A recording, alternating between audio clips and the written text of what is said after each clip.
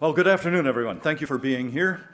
As everyone here knows, climate change has been real throughout Earth and human history. For at least 18 years, though, average planetary temperatures have barely budged, even as atmospheric carbon dioxide levels soared from 0.03% of the Earth's atmosphere to 0.04%. No Category 3 to 5 hurricane has hit the United States for a record 9.5 years. Tornadoes, floods, droughts, polar bears, polar ice, sea levels, and wildfires are all in line with or even better than historic patterns and trends. Meanwhile, the Sahel is green again, thanks in large part to that extra CO2. More nature-driven changes are undoubtedly just around the corner, but thankfully, modern housing, energy, and other technologies help us cope with climate and weather events much better than ever before. With biotechnology, we could even handle another little ice age, despite the shorter growing seasons and reduced arable land. Unfortunately, climate alarmists ignore all this good news and continue calling for carbon capture, carbon taxes, social costs of carbon schemes, clean power plants, more restrictions on using coal and hydrocarbons, expanded renewable energy mandates and subsidies, and of course, a new climate treaty. To advance their agenda, they've replaced their old horror stories with new ones. Now they say climate change is responsible for asthma, allergies, and national security threats like Islamic State in Iraq and Syria and Boko Haram in Nigeria. And now we're supposed to use a climate crisis to move the world in a more equitable direction. Hydrocarbon-hating climate alarmists simply cannot admit that they were wrong or recognize that their false solutions to this exaggerated and fabricated crisis are inequitable and inhumane. They refuse to acknowledge that the real danger is not climate change, which will always be with us. The real danger is policies, regulations, energy restrictions, and wealth redistribution schemes imposed in the name of trying to control Earth's perpetually fickle climate. These policies severely impact human health and welfare, true environmental justice, and the unalienable right of people everywhere to have affordable, reliable energy, rise up out of poverty, and enjoy modern technologies and living standards. Denying people these very basic human rights is perverse and immoral. Over the past 3 decades, fossil fuels helped 1.3 billion people get electricity and escape debilitating energy and economic poverty. Over 830 million people now enjoy these benefits because of coal. China connected 99% of its population to the grid, again, largely because of coal. Abundant, reliable, affordable motor fuels and electricity empower people. They support mobility, modern agriculture, homes and hospitals, computers and communications, lights and refrigerators, job creation, life and study after sundown, air conditioning and heating, indoor plumbing, safe drinking water, less disease and longer, better lives. Fossil fuels make plastics, pharmaceuticals, and clothing. They create fertilizers and pesticides to increase crop yields and improve people's nutrition. However, 1.3 billion people, the population of the United States, Canada, Mexico, and Europe combined, still do not have electricity. Billions of people are still impoverished and hungry.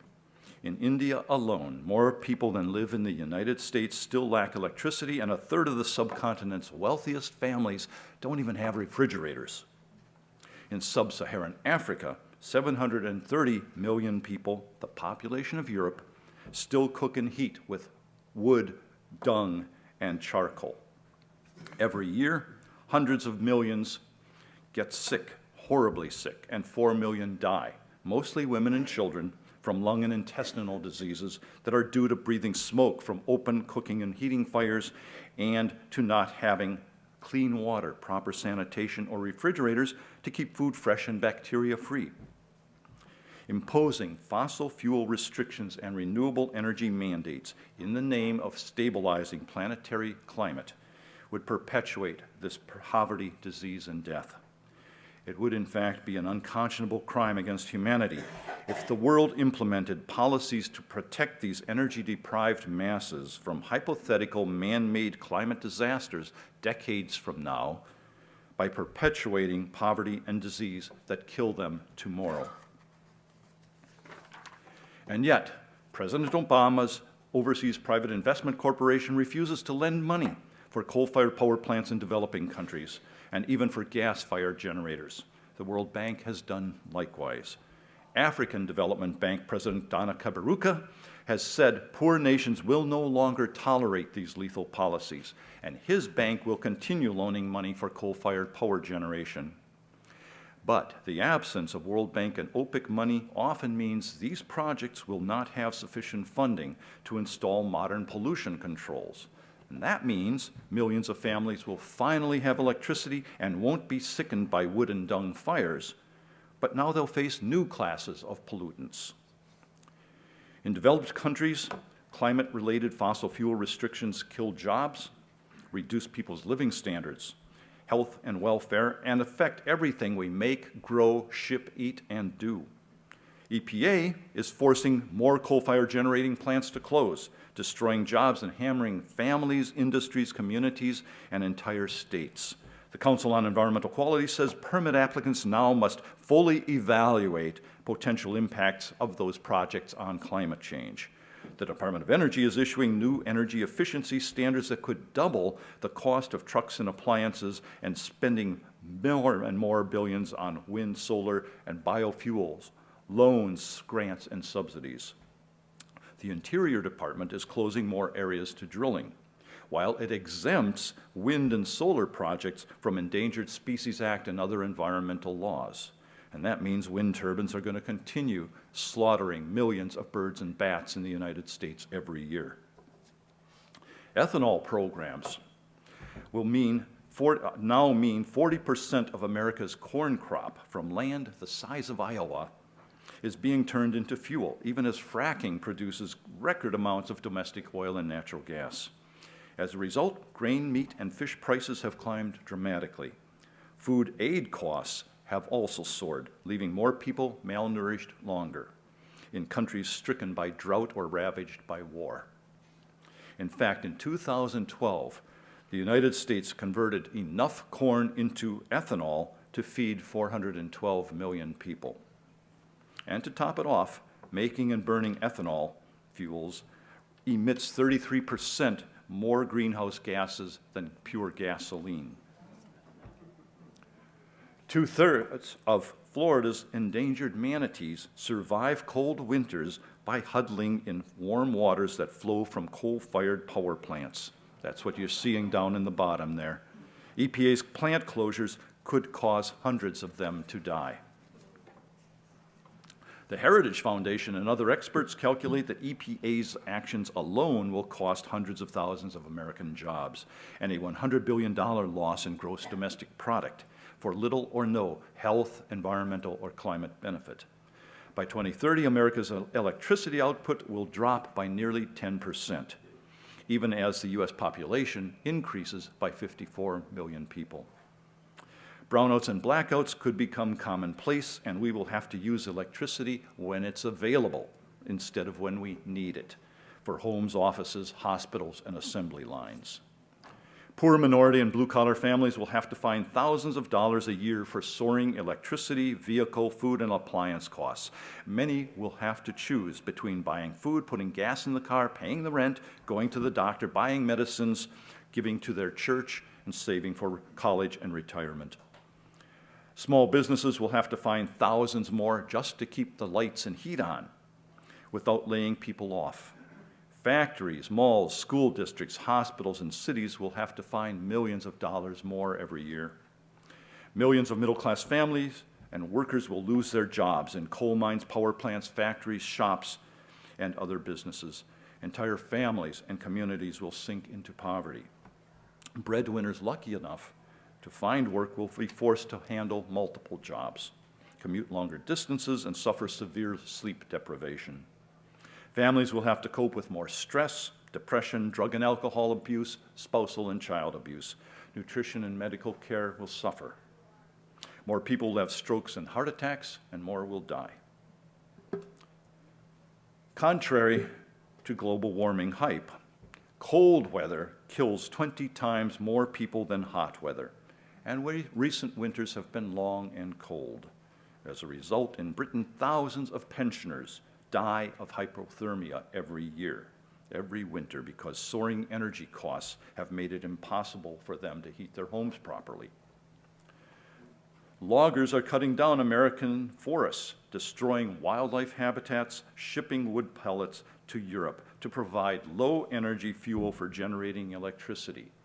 That's being done under laws that reward the use of so-called renewable power and prevent fracking for natural gas. But numerous countries are burning large quantities of coal to generate critically needed electricity.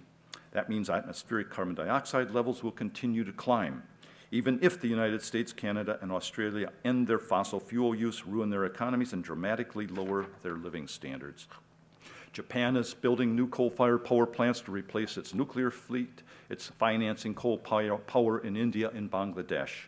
New power plants also mean impoverished families will get reliable, affordable electricity to create jobs, improve living standards, and save lives. So that's why China, India, Germany, Britain, France, Italy, Poland, Ukraine, the Balkans, and other countries are also building more coal-fired generators at a pretty steady clip. And at this rate, the United States will soon be just about the only country that destroys its coal-based electricity, strangles its economy, kills jobs, and imperils people's health and welfare in the name of stopping climate change. Climate alarmists studiously ignore these inconvenient realities. They don't want to discuss the countless ways their actions adversely affect people's lives, livelihoods, living spans, and living standards. Lifespans and living standards. In fact, their deceptions, decisions, and decrees hurt people far more than man-made climate change possibly could, especially when they deny people access to the reliable, affordable energy that makes modern lives, living standards, technologies possible. In short, the permissible debate over climate change is incomplete, dishonest, and destructive to people and the environment. And yet many poor countries say they're going to sign the next climate treaty. Why would they do that? Under the proposed treaty over the coming decades, the developed nations, FRCs, or formerly rich countries, will be required to transfer hundreds of billions of dollars in cash and hundreds of billions in free technology to poor countries including China, Brazil, India, and Indonesia. The United States, Canada, Europe, and other developed countries will also be required to slash their fossil fuel use and CO2 emissions and hobble their economies, job creation, living standards, health, and welfare. Developing countries supposedly will be under no such constraints. In reality, the proposed Paris Accord, in fact, is no longer a climate issue if it ever was one. Christiana Figueres, the UN's chief climate change official, says IPCC's goal is not to save the world from ecological calamity. The UN's unelected bureaucrats, she said, are undertaking probably the most difficult task we have ever given ourselves, which is to intentionally transform the global capitalist economic development model. She also wants to depopulate the planet. Another high-ranking IPCC official says climate policy has almost nothing to do anymore with environmental protection. The next climate summit is actually an economy summit during which the distribution of the world's resources will be negotiated. This means the summit could give government officials and environmental zealots the power to slash fossil fuel use, control businesses and economies, and tell families what living standards they will be permitted to enjoy, with no accountability, of course, for their dictatorial, destructive actions. Meanwhile, the ruling elites will live and travel lavishly. And that's what today passes for climate morality and environmental justice. In fact, contrary to what Senator Sheldon Whitehouse has been saying, the real deniers are alarmists who deny the role of powerful natural forces in climate change. The real racketeers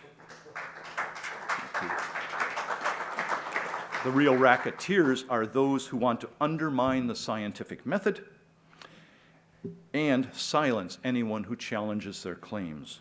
The real criminals are those who use climate fear-mongering to justify policies that kill people by denying them access to life-saving fossil fuels. Climate alarmism is being used to control and minimize energy and economic development and roll back people's living standards, health and welfare, and lifespans. Countries, communities, companies, and citizens need to challenge and resist these corrupt, immoral, harmful, tyrannical, lethal, and racist EPA, IPCC, UN, and EU policies and decrees. Otherwise, the steady economic, technological, health, and human progress of the past 150 years will come to a painful, grinding halt, sacrificed in the name of illusory and phony sustainability, climate protection, fairness, compassion, and equity. Thank you very much.